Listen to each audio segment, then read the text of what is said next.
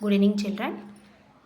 Already second lesson అయిపోయింది, ఇది third lesson. ఇప్పుడు థర్డ్ లెసన్ ఎలా చేయాలంటే ఫస్ట్ మనం ఇంపార్టెంట్ ఈ కాన్సెప్ట్ అనేది నేర్చుకుంటే మనం 8 మార్క్స్ క్వశ్చన్ గ్రాఫ్ ఇస్తారు, గ్రాఫ్ ఎలా చేయాలనేది తెలుస్తుంది. ఫస్ట్ మెయిన్గా ఈ టాపిక్ అనేది అర్థం చేసుకోవాలి. ఇప్పుడు ఇక్కడ ఏముంది, pair of linear equation in 2 variables. Linear equations 2 ఇచ్చారు, దీని యొక్క వేరియబుల్స్ ఏమేమి ఇచ్చారు, ఎక్స్ కామా వై. వేరియబుల్స్ ఏమేవి, ఎక్స్ కామా వై. మనం ఈ ఎక్స్ వైలు కనుక్కుంటే మనకి గ్రాఫ్ అనేది ఎలా వస్తుంది అనేది తెలుస్తుంది.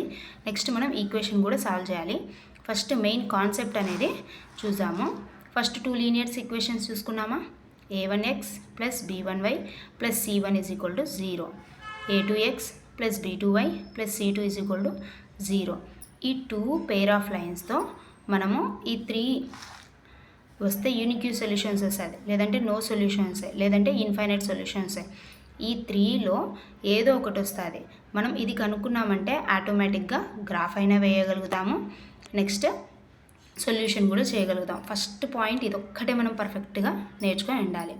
ఫస్ట్ ఏం చేయాలంటే ఇక్కడ మనకి 2 ఈక్వేషన్స్ ఇస్తారా, a1x plus b1y plus c1, next a2x plus b2y plus c2 ఇస్తారా.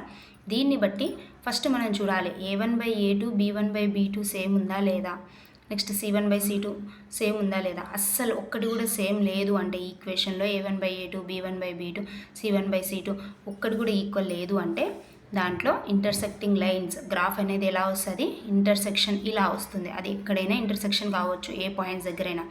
దీనికి యూనిక్ సొల్యూషన్స్ అనేవి ఉంటాయి, ఎక్కడో ఒక చోట ఇంటర్సెక్ట్ అవుతుంది ఈ పాయింట్లో, ఏదో ఒక పాయింట్లో. నెక్స్ట్ ఇంకొకటి ఉంటుంది a1/a2 నెక్స్ట్ b1/b2, ఈ రెండు సేమ్ ఉంటాయి. c1 మాత్రం c1/c2 అనేది నాట్ ఈక్వల్ ఉంటుంది. దాంట్లో గ్రాఫ్ ఎలా వస్తుంది, ఇలా వస్తుంది, ప్యారలల్ లైన్స్ లాగా వస్తుంది. ఇలా ప్యారలల్ లైన్స్ వచ్చినప్పుడు నో సొల్యూషన్, మనం ఎక్కడ ఇంటర్సెక్ట్ కాదు కదా, కాబట్టి దానికి సొల్యూషన్ అనేదే ఉండదు. మనం ఈ పాయింట్స్ని బట్టి ఈ గ్రాఫ్ అనేది డిసైడ్ అయిపోతుంది. ఫస్ట్ ఇది మెయిన్ కాన్సెప్ట్ నేర్చుకున్నామంటే 8 మార్క్స్ మన చేతిలో ఉన్నట్టే. నెక్స్ట్ ఈ థర్డ్ పాయింట్ ఏముంది, a1/a2 is equal to b1/b2 is equal to c1/c2.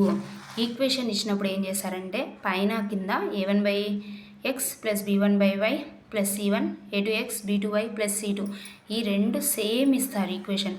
అవి ఇచ్చినప్పుడు మనకి ఏమొస్తుందంటే కోఇన్సిడెంట్ లైన్స్ వస్తాయి. కోఇన్సిడెంట్ లైన్స్ అంటే రెండు ఇలా కోఇన్సిడెంట్ అవుతాయి, ఇలా ఎక్స్ యాక్సిస్ వై యాక్సిస్ ఉంటుంది కదా, ఎక్కడో ఒక చోట. ఇప్పుడు ఇలా వచ్చింది అనుకోండి గ్రాఫ్, ఇది కూడా కోఇన్సిడెన్స్ లైన్ సేమ్ వస్తుంది ఆన్సర్స్. అప్పుడు ఏమవుతాయంటే ఇన్ఫైనైట్ సొల్యూషన్, మనకి ఎన్నో సొల్యూషన్స్ వస్తూనే ఉంటాయి. ఈ ఫస్ట్ గ్రాఫ్లో చూసుకుంటే intersecting lines, next second graph చూసుకుంటే parallel lines, next third graph చూసుకుంటే coincidence lines or infinite solutions వస్తూ ఉంటాయి. మనము దీన్ని బట్టి ఇది ఒక్కటి నేర్చుకున్నాము అంటే 8 మార్క్స్ ప్రాబ్లం మనం ఈజీగా చేయగలుగుతాము. ఫస్ట్ ఏం చేయాలంటే ఈ ప్యారలల్ లైన్స్ ఇస్తారు కదా, దాని ద్వారా మనం ఇలా a1/a2 b1/b2 c1/c2 ఇలా వేసుకొని చెక్ చేసుకుంటే మనకి ఏ గ్రాఫ్ వస్తుందని తెలుస్తుంది.